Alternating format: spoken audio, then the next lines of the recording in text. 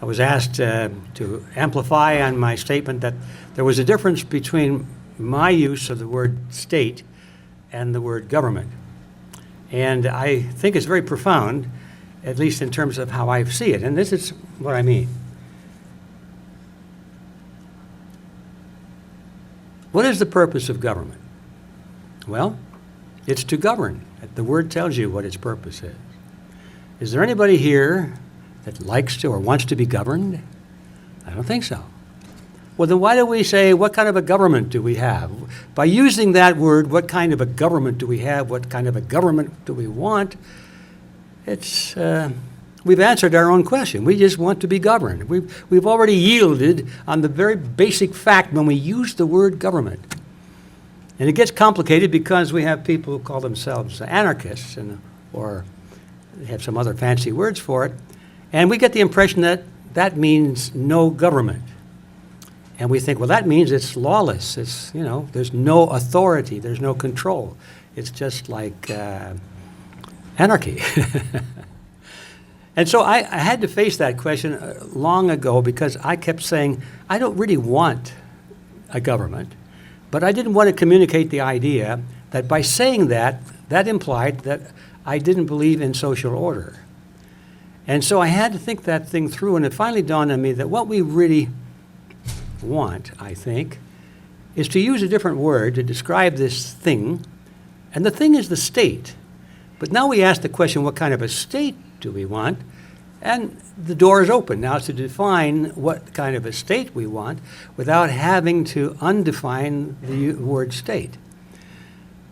I think one of the, perhaps the greatest element of the miracle of the American Republic is that it was, well, created by literally geniuses. First time in history that a state was created that was, in fact, not a government. But our founding fathers used the word government anyway because that was the word they inherited. That's what you called it back in those days. King George had a government. What kind of a government? Well, it was a monarchy, but it was a government. All the governments of the world did exactly what they were supposed to do. They governed. But when the American Constitution was created, it did something different. It turned everything around. The governors who used to be at the top issuing the directives, the source of sovereignty was at the top, was turned upside down. Now the source of sovereignty was at the bottom. It was the people. We the people. What a revolutionary concept that was. My conclusion was that they did not create a government, even though they used the word. But what word can you use to describe it? There was no such word. And so I said, okay, nobody else has any better ideas. Let's use the word protectorate.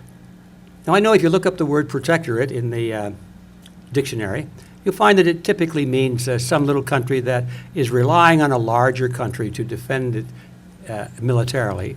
And in return for that, the large country gets to dominate the small country, and the little country becomes a little puppet of the larger.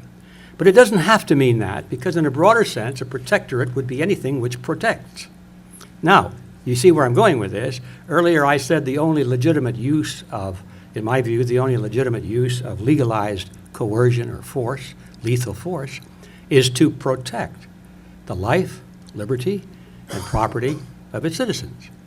And so if we want a state to do that for us, and I think that's a perfectly legitimate, proper, and glorious function for the state, to protect us and nothing more, then I think we should call it a protectorate. And by using that word instead of government, we clear the garbage out of the vocabulary and out of our brains. If our founding fathers had written a constitution and said, this protectorate is designed to do this, this, and this protectorate is designed to do that, from that day forward, all the school kids that were studying the Constitution from that point forward would be reading that word protectorate. And the question then would be, well, what kind of a government do you have? The question would be, what kind of a protectorate do you have? And just by asking that question, you have planted the idea that you're looking for a special quality in the role of the state.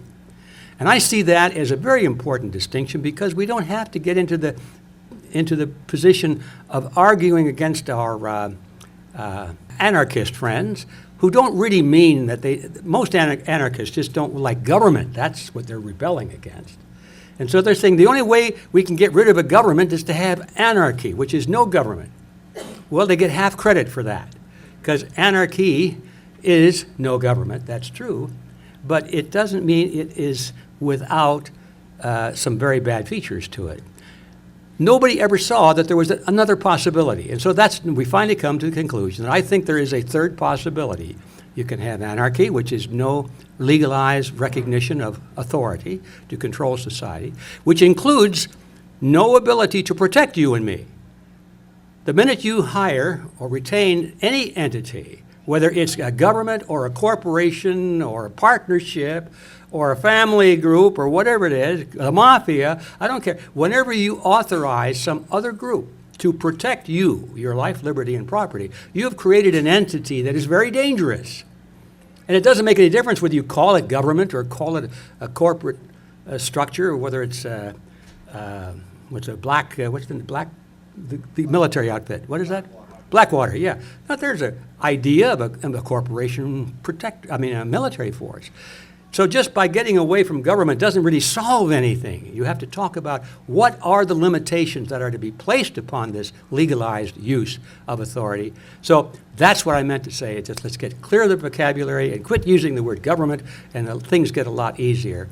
And I have found that since I've done that, I get very little feedback from people that say, oh, you want anarchy, and therefore you want the strongest person to rule. And so we avoid that. Does that make sense to anybody? Okay. Thank you.